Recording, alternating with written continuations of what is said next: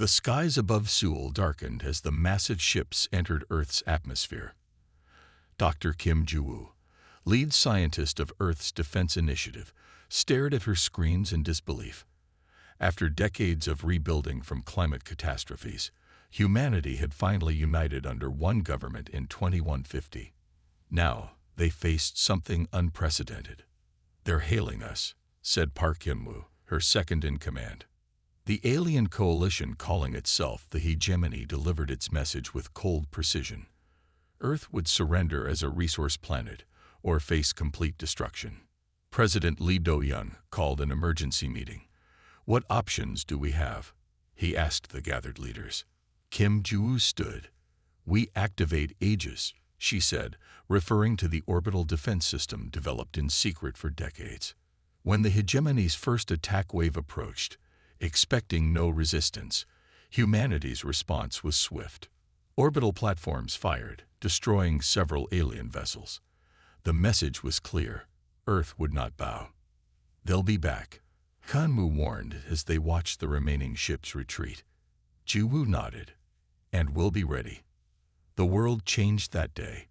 People looked up at the sky with fear as news of the alien encounter spread. In her office at the Defense Initiative headquarters, Joo-woo reviewed the data from the brief battle. The aliens' technology was far beyond Earth's, yet they had managed to catch them by surprise. The Aegis system worked better than expected, Han-woo said, bringing her a cup of coffee. "We were lucky. They didn't know we had defenses," Joo replied. "Next time they'll come prepared." An alert sounded from her computer. A smaller alien ship was approaching the moon. This one moved differently than the warships, slower, more cautious. "Should we shoot it down?" asked Hyun-woo. Joo studied the readings. "No, it's sending a different signal. I think it's trying to talk to us, not fight."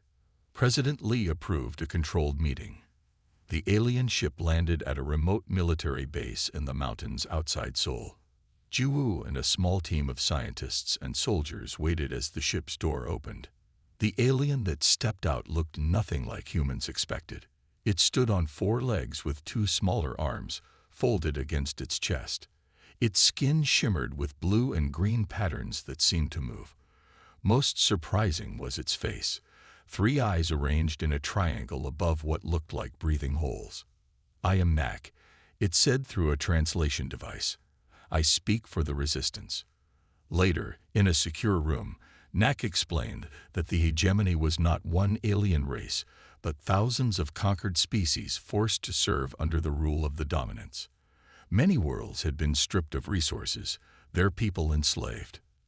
"Your defense surprised them," Nak said. "No world has resisted in 500 years. Why are you helping us?" President Lee asked. "Your world is different. There is something here the dominants want badly. And if you can truly fight them, perhaps others will join." Joo asked, "What do they want from Earth?" "They call it the core element. They say it exists only on your world. I do not know what it is, but they will not stop until they have it." As the leaders debated whether to trust Nak, alarms blared throughout the base. The main Hegemony fleet had arrived, not in Earth's atmosphere this time, but establishing positions around the moon. "They're being more careful now," Hyun-woo said, watching the tactical display. The alien fleet was massive. Hundreds of ships, many larger than anything humans had built. They began deploying smaller craft that headed toward Earth. "They're sending probes to map our defenses," Joo realized. "Nak, how much time do we have before they attack?" "1 rotation of your world. They are methodical." President Lee ordered the Aegis system to full alert. Around the world, people prepared for the worst. Some fled to underground shelters, while others watched the skies, waiting. Joo worked through the night, analyzing the alien ship's communication patterns. The breakthrough came just before dawn. "Their ships talk to each other constantly," she told the Emergency Council. "But they use narrow-band frequencies we can replicate. We can't destroy them all, but we can confuse them." The plan was risky. Earth's communication satellites would be reprogrammed to mimic hegemony signals, sending contradictory orders throughout their fleet. Meanwhile, the Aegis weapons would target only the command ships Nak had identified. As the alien fleet began its approach, Juwu gave the signal. Suddenly, the organized formation of hegemony ships faltered. Some veered off course, while others slowed or stopped completely. "It's working," Hyunwoo shouted. The Aegis weapons fired, precisely hitting the 5 largest ships. Explosions rippled through the fleet as secondary systems failed. Some ships crashed into each other, creating a chain reaction of destruction. On the main view screen, they watched as the remaining ships pulled back, retreating to safer distances. Nak made a strange sound that the translator didn't catch. When Juwu looked at him questioningly, he explained, "That sound means amazement. You have done what no world has done." "We've only bought time," President Lee said grimly. "But time is valuable," Nak replied. "And news of this will spread. The resistance will hear that Earth fought back. It will give hope." That evening, as the sun set over Seoul, Juwu stood on the roof of the Defense Initiative building, looking at the sky. The alien ships were still visible, tiny points of light moving among the stars. They hadn't left, just retreated to regroup. Hyunwoo joined her. "The president wants to know if you'll lead a new project. Something called Spear to complement our Aegis shield." Juwu smiled. "Tell him yes. We need to take the fight to them next time." "Do you think we can win against something so big? They have 1,000 worlds." Juwu thought about Nak's words, about the mysterious core element the aliens wanted, about how Earth had surprised them. "I don't know if we can win," she said honestly. "But I know we won't surrender. And sometimes, that's enough to change everything." The jungle was thick with morning mist as Captain Kang Minja raised his fist, signaling his team to stop. The Special Forces unit froze in place, their adaptive camouflage blending with the lush vegetation. Through the trees, they could see the alien outpost, a strange metal structure that seemed to grow from the earth rather than being built upon it. "Their technology is advanced, but their tactics are rigid," he whispered to Lieutenant Yoon Jae as they observed the methodical patrols. The hegemony soldiers moved in perfect lines, scanning exactly the same areas at precisely the same intervals. They had been on Earth for 3 months now, establishing bases in remote areas where resistance was minimal. This base in the former Vietnam was one of 12 known outposts. "Look at them," Jaya said softly. "They don't even check the trees. They don't think in 3 dimensions. Kang nodded. That was their advantage. The aliens thought in patterns, while humans adapted. The team waited until the patrol passed, then moved swiftly through the underbrush. Years of combat training made them silent as they approached the base perimeter. The security fence pulsed with energy that would vaporize anything that touched it. "Han, you're up," Kang said. Sergeant Han Sunwoo pulled out a device Dr. Kim's team had developed. It created a temporary disruption in the fence's energy field. They had exactly 8 seconds to pass through the gap. One by one, they slipped inside the perimeter. Inside the compound, alien machines hummed with strange energy. Workers, some alien, some captured humans, moved supplies from hovering transport platforms. The Special Forces team stayed in the shadows, making their way toward the central building. Their mission was simple but crucial: plant the EMP device, grab any intelligence they could find, and get out before the explosion. The electromagnetic pulse was specially designed to fry hegemony technology while leaving Earth devices functional. As they approached the main building, an alarm suddenly blared. But it wasn't for them. "Incoming transport," Jai translated from her handheld scanner. "High-ranking officer aboard." Kang saw an opportunity. Change of plans. "We take the officer." The team split up, with Han's group planting the EMP device, while Kang and Jaya positioned themselves near the landing pad.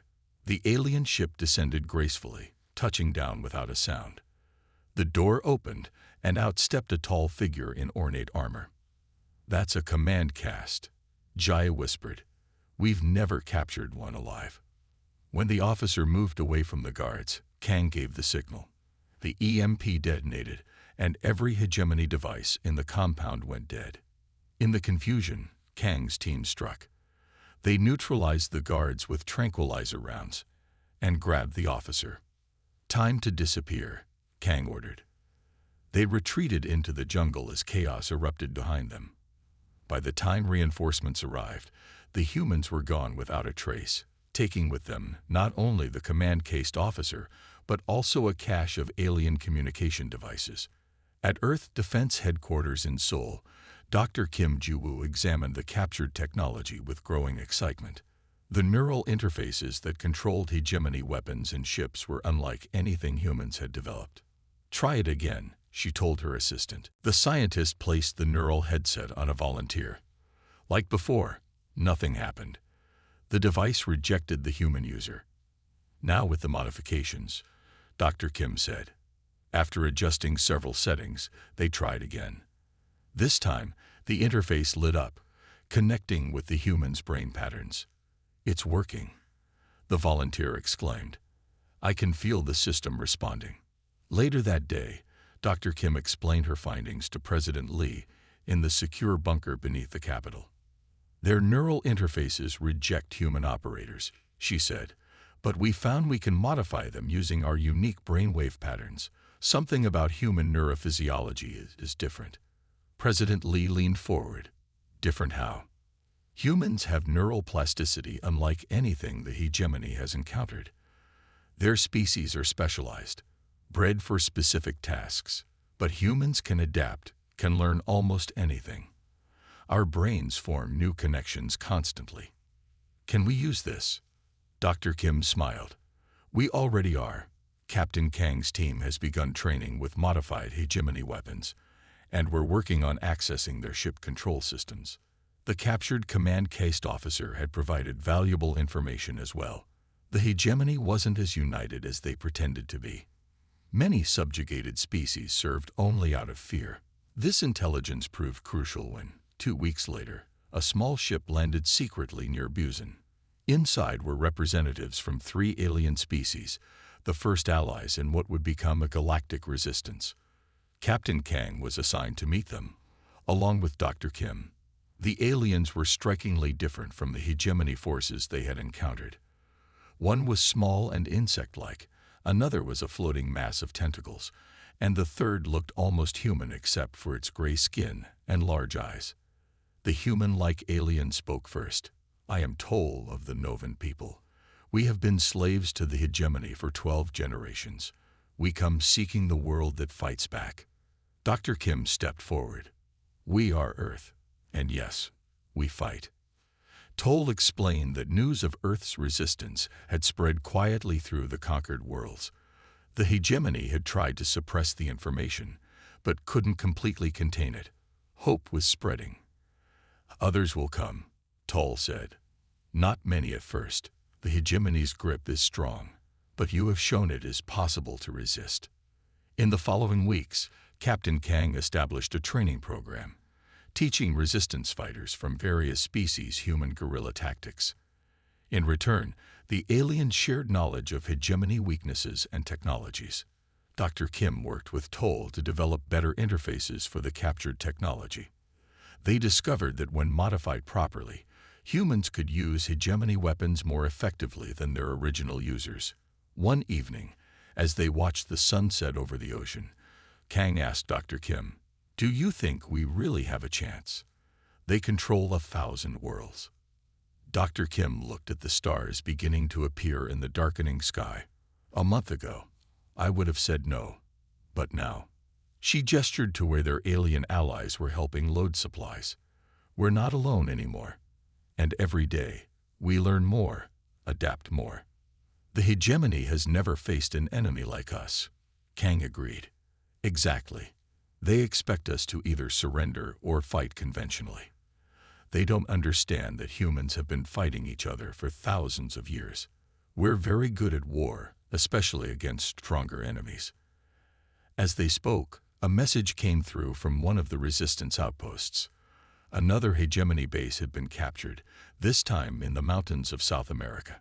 The resistance was growing. "We may never defeat them completely," Dr. Kim said, "but we will show the galaxy that the hegemony can be fought. And sometimes, that's enough to change everything." The skies above the Himalayas filled with hegemony warships. This time they had brought their elite forces, expecting quick victory. Colonel Kang Min-jae, now commanding Earth's unified defense, smiled grimly. "Let them come." From his command center inside Mount Everest, Kang watched as hundreds of alien ships positioned themselves for attack. 6 months of fighting had led to this moment. The hegemony had grown tired of human resistance and had committed their elite vanquisher forces to end it once and for all. "They're deploying ground troops at all target sites," reported Lieutenant Yoon Jae, now his chief tactical officer. The main view screen showed alien dropships landing in valleys and plateaus across the mountain range. Unlike the regular hegemony forces, these soldiers moved with precision and purpose. Their armor gleamed black against the snow. "All defense units in position," Yoon confirmed. "Dr. Kim reports all systems ready." "Then we give them what they expect," Kang ordered. Earth's visible defenses engaged the alien forces. Artillery fire and ground troops met the vanquishers head-on. The fighting was fierce, and at first, it seemed humans were losing badly. "They're pushing through our forward lines," Yoon reported with concern. "Good," Kang replied calmly. "Let them think they're winning."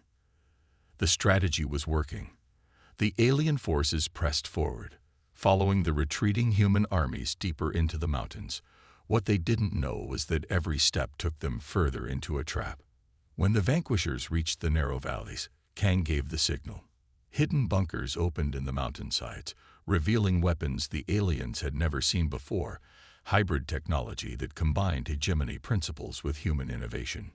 The weapons fired, but instead of explosions, waves of energy rippled across the battlefield. The alien soldiers froze in place, their advanced armor suddenly dead weight. The vanquishers' neural networks went silent as every piece of their technology failed simultaneously. "EMP weapons effective," Yoon reported with a smile. "Their systems are down." But unlike standard electromagnetic pulse weapons, these only affected hegemony technology. The human-modified versions continued to function perfectly. Earth's forces emerged from hidden positions, quickly overwhelming the confused alien troops. In orbit, specially designed satellites activated, sending the same targeted pulses toward the hegemony fleet. Ship after ship lost power, drifting helplessly. "We have them," Kang said, but he knew this was just one battle in a longer war. Far from the fighting, beneath the sacred mountain of Baekdu, Dr. Kim Ji-woo worked in her laboratory deep underground. She had been studying samples from Earth's core for months, trying to understand why the hegemony wanted Earth so badly. The breakthrough came when she compared Earth's core material with samples from other worlds provided by their alien allies. Under certain conditions, Earth's core elements vibrated at frequencies not seen anywhere else in known space. Dr. Kim ran the test again to be sure. The results were the same. She immediately called President Lee. "It's not just resources they want," she told him when he arrived at her lab. "Earth's core has unique properties, a quantum resonance that doesn't exist elsewhere in their empire." President Lee studied the data on her screen. "What does this mean? What can they use it for?" "Their technology, especially their faster-than-light travel and communication, depends on quantum resonance. But their artificial systems are limited. Earth's core produces this resonance naturally, and much more powerfully. So they want to mine our planet's core?" Lee asked, horrified. "Worse," Dr. Kim said. "Based on what I've learned from the captured hegemony data, they would extract the entire core. Earth would collapse." As they discussed the implications, news arrived from the Himalayas. Earth had won a decisive victory. The elite vanquisher forces were in retreat, and dozens of hegemony ships had been captured intact. For the first time since the invasion began, there was real hope. This hope spread beyond Earth. The Resistance allies had transmitted footage of the battle throughout the subjugated worlds. Species that had lived under hegemony rule for generations saw the impossible. The mighty vanquishers defeated. On a planet circling a distant red sun, Toll addressed his people. Earth has shown us the way.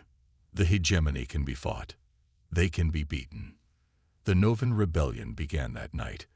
They attacked hegemony installations with tactics learned from humans. Other worlds followed their example. The Talon Dominion, one of the oldest empires within the hegemony, faced rebellions on 12 worlds simultaneously. Their stretched forces couldn't contain the uprisings. Within weeks, the Dominion collapsed as its slave worlds revolted. Back on Earth, Colonel Kang met with leaders from 30 resistance worlds. The captured hegemony ships gave them mobility they never had before. "We can coordinate our attacks," he explained. "Strike multiple targets simultaneously using Earth's EMP technology." Dr. Kim added, "And we've learned how to shield our modified ships from the pulses. We can disable their fleets while keeping ours operational." The alliance grew stronger each day. Alien engineers worked alongside humans, combining their knowledge to create better weapons and defenses. Human soldiers trained resistance fighters from dozens of worlds. In her laboratory, Dr. Kim made another discovery. The quantum resonance from Earth's core had affected human evolution in subtle but significant ways. It explained why humans could adapt so quickly, why their neural patterns were uniquely suited to interface with and improve hegemony technology. "We're not just fighting for survival," she told Kang one evening. "We're fighting for something the galaxy hasn't seen in millennia: freedom." 6 months after the Battle of the Himalayas, the combined Earth Resistance Fleet launched its first major offensive. They targeted the hegemony shipyards orbiting a gas giant in a nearby star system. The attack succeeded beyond their expectations. Not only did they destroy the shipyards, but hundreds of hegemony crew defected, bringing valuable ships and information with them. Word spread that Earth welcomed defectors. The trickle became a flood as more and more subjugated species sought a chance for freedom. On Earth, cities began to emerge from underground shelters. The immediate threat had passed. Though the war continued in distant star systems, people could look up at the night sky without fear for the first time in over a year. Children pointed excitedly at the strange ships that sometimes passed overhead. Allies coming to train or trade or plan the next stage of the resistance. "We still have much to do," President Lee told the Global Council. "The hegemony still controls hundreds of worlds, but we've proven that they can be defeated. And every day, our alliance grows stronger." As he spoke, Dr. Kim and Colonel Kang were already planning the next phase of the war. No longer just defending Earth, they would take the fight to the hegemony's core worlds. The turning point had come. What began as Earth's desperate struggle for survival had become a galactic revolution. Captain Kang stood on the bridge of the ESS Defiance, Earth's first interstellar warship built from modified hegemony technology. Behind him, a fleet of 50 vessels prepared to make humanity's first journey beyond the solar system. "All ships report ready," said Commander Yoon, now his executive officer. "Then let's bring freedom to the stars," he replied. The massive engines hummed to life as the fleet rose from Earth's atmosphere. These ships represented humanity's greatest achievement, a perfect blend of alien technology and human innovation. Each vessel carried crews of both humans and allied species, united in their fight against the hegemony. As they reached the edge of the solar system, Kang felt the weight of history on his shoulders. No human had ever traveled beyond these boundaries. Now they would cross that line not as explorers, but as warriors. "Preparing for quantum jump," Hume announced. The stars stretched and blurred around them as the Defiance activated its faster-than-light drive. For a moment, everything seemed to pause, and then they were somewhere else, orbiting a red giant star thousands of light years from Earth. "Jump successful," Hume confirmed. "All ships present and accounted for." Their first target was Vega Prime, a heavily industrialized world that supplied weapons to hegemony forces. Intelligence from resistance fighters indicated minimal defenses, as the hegemony never expected an attack so deep in their territory. The Earth fleet caught them completely by surprise.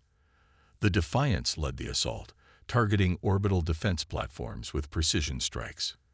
Within hours, the planet's defenses were neutralized. Deploying ground forces, Kang ordered. Shuttles descended to the surface, carrying liberation troops. Unlike the hegemony, they didn't come as conquerors.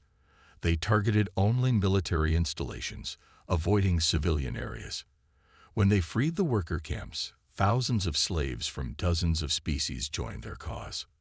One of these was Merek, a tall, four-armed being whose people had been enslaved for generations. He approached Kang with gratitude and an offer. "My people know the hegemony communication systems," Merek explained. "We maintained them for centuries. We can help you disrupt their networks."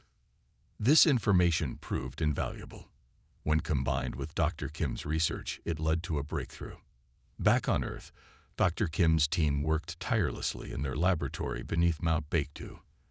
They had been studying the connection between Earth's unique quantum resonance and the hegemony's control systems. The dominants control their empire through a psychic network, Dr. Kim explained to her team. It allows them to monitor subjugated worlds and influence the thoughts of lesser castes. Her latest invention was a device that could disrupt this network. Initial tests were promising, but they needed to test it on a larger scale. When the data from Vega Prime arrived, including Merek's knowledge of hegemony systems, Dr. Kim saw their opportunity. "We can adapt our disruptor to their communication frequencies," she told President Lee. "If it works, we can temporarily blind their leadership." The device was rushed to Kang's fleet, which had established a forward base on Vega Prime. They installed it on the Defiance, modifying the ship's powerful transmitters to broadcast the disruption signal. Their next target was even more ambitious: Hegemony Central Command for the entire sector, located on a massive space station orbiting a black hole. The station controlled thousands of ships and hundreds of worlds. As the Earth fleet approached, they activated Dr. Kim's device. The effect was immediate and dramatic. The hegemony ships moved erratically, some even firing on their own vessels. The command station's defenses failed to track the approaching Earth ships. "It's working better than we expected," Yoon said with amazement. "The dominants rely too heavily on their network," Kang replied. "Without it, they can't coordinate." The liberation of Central Command sent shockwaves through the hegemony. Word spread rapidly that the dominants weren't invincible after all. Their perfect control was broken. Over the next year, the human fleet repeated this strategy across the galaxy. They targeted key hegemony worlds, disrupted their networks, and liberated their slaves. Each victory brought more allies to their cause. On the diplomatic front, Ambassador Choi Eun-ji worked tirelessly to forge alliances with newly freed worlds. She traveled with the fleet, meeting with leaders of liberated planets. "We don't seek to replace the hegemony with an Earth empire," she explained to the Council of Free Worlds. "We fight for the right of all species to determine their own future." This approach won them many allies. Planets that had been enemies under hegemony rule now found common cause in freedom. The coalition of free worlds grew from dozens to hundreds. Meanwhile, Dr. Kim continued her research into the connection between humans and Earth's unique quantum properties. The breakthrough came from an unexpected source: ancient records found on a liberated world. These texts speak of a time before the hegemony, she told Kang during one of his brief returns to Earth. They mention a world whose people were naturally resistant to the dominant's influence. "Earth," Kang said. Dr. Kim nodded. "The quantum resonance from our planet's core affected human evolution in ways we're still discovering. But the most significant impact was on our brains." Further research confirmed her theory. Earth's quantum resonance had shaped human neurological development, making them naturally resistant to the mind control technologies that maintained the hegemony's power for millennia. "This is why they wanted Earth so badly," Dr. Kim explained to the gathered leaders. "Not just for the resources, but to eliminate a species that could resist them." This knowledge gave humanity a new advantage. They developed better disruption devices, ones that could permanently break the dominant's control over subjugated species. The war was far from over. The hegemony still controlled vast territories, and the dominants grew more desperate as they lost world after world. They began destroying planets rather than letting them fall to the liberation forces.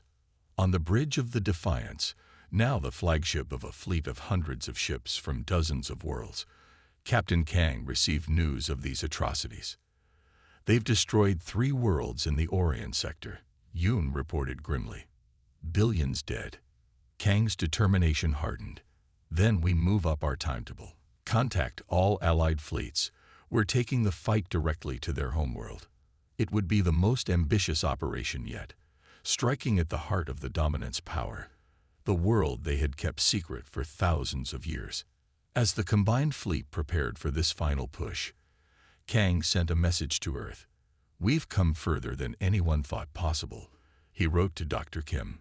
"From defending our own world to liberating hundreds of others. But the hardest battle still lies ahead." Dr. Kim read his message and looked at the stars visible through her laboratory window. Somewhere out there, Kang and countless others were fighting for freedom. She returned to her work with renewed purpose. The dominant's reign was coming to an end, and a new era for the galaxy was about to begin. The final battle took place at Nexus Prime, the capital system of the hegemony. Humanity's fleet, now joined by hundreds of liberated species, faced the desperate last defense of a 1,000-year empire. Admiral Kang's flagship led the charge, breaking through the defensive line. On the surface of the capital world, Dr. Kim and her team discovered ancient records revealing a startling truth. An ancient civilization had once opposed the hegemony and had identified Earth as the birthplace of their potential successors. When the last hegemony overlord surrendered, humanity did not claim dominion over the freed worlds. Instead, Earth became the center of a new galactic alliance based on cooperation. 5 years later, Dr. Kim Ju-woo and Admiral Kang Min-jae stood before the First Galactic Congress as representatives presented the founding charter of a new interstellar governance system. "We did not set out to conquer the stars," Kim told the assembled representatives. "We fought to be free, and in doing so, discovered that true strength comes not from domination, but from inspiration." Across the galaxy, 1,000 fallen empires gave way to a new era. Humanity's legacy wasn't conquest. It was the simple, unstoppable idea that freedom belongs to all sentient beings. The vast space around Nexus Prime filled with ships of all shapes and sizes. At the front of the formation, the ESS Defiance led the Allied armada toward the heart of hegemony power. Admiral Kang stood on the bridge, his face calm despite the enormous challenge ahead. "Enemy forces deploying," reported Commander Yoon. "They've activated their final defense ring." The view screen showed thousands of hegemony warships forming a protective shell around the gleaming world at the system's center. For millennia, no enemy had ever reached this far. The dominants had ruled from this hidden stronghold, controlling 1,000 empires through fear and mental control. "All ships, maintain formation," Kang ordered. "Remember the plan." The plan was bold, perhaps too bold. While the main fleet engaged the hegemony forces, a smaller group would break through to the planet's surface. Dr. Kim would lead a team to find and disable the central control hub that powered the dominant's psychic network. As the fleets clashed, the space between them lit up with weapons fire. The hegemony ships fought with desperate fury, knowing this was their final stand. But the Allied forces had something the hegemony lacked, a cause worth dying for. "Breakthrough point identified," Yoon called out. "Sector 7 has thinned." Kang nodded. "Signal the insertion team." "They go now." A small, fast ship detached from the Defiance and accelerated toward the gap in the hegemony defenses. On board, Dr. Kim and a mixed team of humans and aliens prepared for their mission. "Remember," she told them, "we need the control center intact. The records inside could tell us how to permanently disable their network across the galaxy." The ship dodged and weaved through the battle. taking hits but pushing forward. When they finally reached the planet's atmosphere, they were the first free beings to reach Nexus Prime in over 1,000 years. They landed near what appeared to be an ancient temple complex. Unlike the sleek technology of modern hegemony structures, this building was made of stone, with strange symbols carved into its walls. "This is older than the Dominance rule," noted Toll, who had become one of their most valuable allies. Inside, they found not guards but scholars, members of the dominant species who looked up in shock as the team entered. "You cannot be here," one said, fear in its voice. "This is forbidden ground." Dr. Kim stepped forward. "We seek the control center for your psychic network." The scholar stared at her. "You're human. From Earth." It wasn't a question. "Yes," she replied. "Then it is as the prophecy stated," the scholar said, surprising them all. "Come. I will show you." The scholar led them deeper into the complex, explaining as they walked. "Not all dominants support the hegemony. Some of us have secretly preserved the old knowledge, waiting for this day." In a vast underground chamber, they found what they sought. Not just the control center, but also a massive archive of records predating the hegemony. While part of the team worked to disable the psychic network, Dr. Kim and Toll examined the ancient texts. What they discovered changed everything they thought they knew. The dominants weren't the first galactic power. Dr. Kim explained to Admiral Kang via communicator. Before them was a civilization called the Guardians. They believed in cooperation, not conquest. The records showed that the Guardians had visited Earth thousands of years ago. They recognized something unique in early humans. Their connection to the planet's quantum resonance made them naturally resistant to psychic influence. The Guardians predicted that if humanity ever reached the stars, we would challenge the hegemony, Dr. Kim continued. They left markers in our DNA, subtle changes to speed our development. "So we were chosen?" Kang asked, even as he directed the battle raging above. "Not chosen. Recognized," Kim corrected. "They saw potential in us, just as we've seen potential in our allies." When the team disabled the control center, the effect was immediate and galaxy-wide. The psychic network that had maintained hegemony control for millennia collapsed. Across thousands of worlds, subjugated species suddenly found themselves free of the mental fog that had kept them obedient. In orbit, the hegemony fleet fell into disarray. Ships stopped fighting or turned on each other as crews suddenly questioned orders they had blindly followed.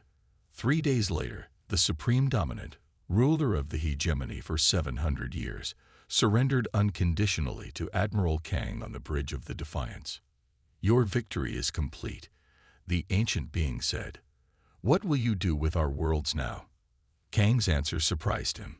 "They are not your worlds to give, nor our worlds to take. Each planet, each species will decide its own future." In the months that followed, representatives from hundreds of worlds gathered on Earth to discuss that future. Some wanted revenge against the dominants.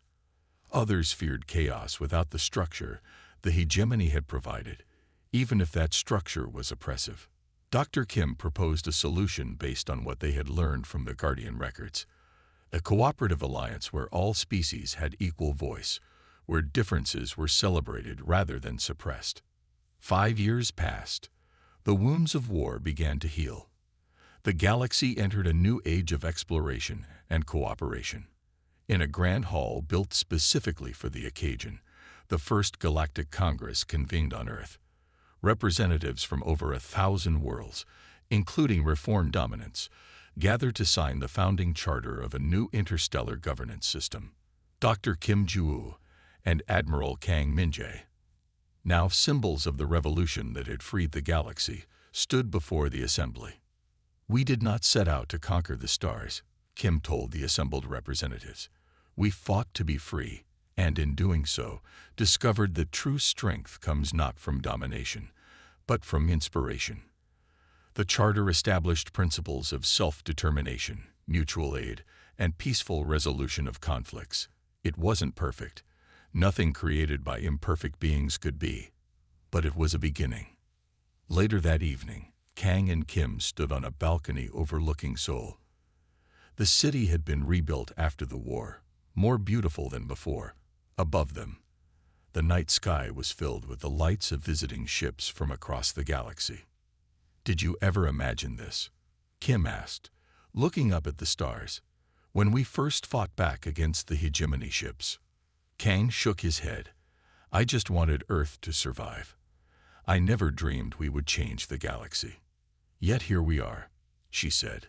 "The Guardians were right about us.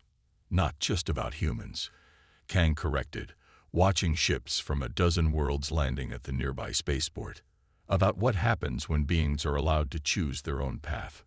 Across the galaxy, 1,000 fallen empires gave way to a new era. Some worlds chose to join the alliance immediately. Others preferred independence. Some even established their own regional cooperatives. The dominants themselves underwent a profound transformation. With their psychic control gone, they had to learn new ways of relating to other species as equals rather than subjects. Humanity's legacy wasn't conquest. It was the simple, unstoppable idea that freedom belongs to all sentient beings. An idea that, once released among the stars, could never again be contained. The end.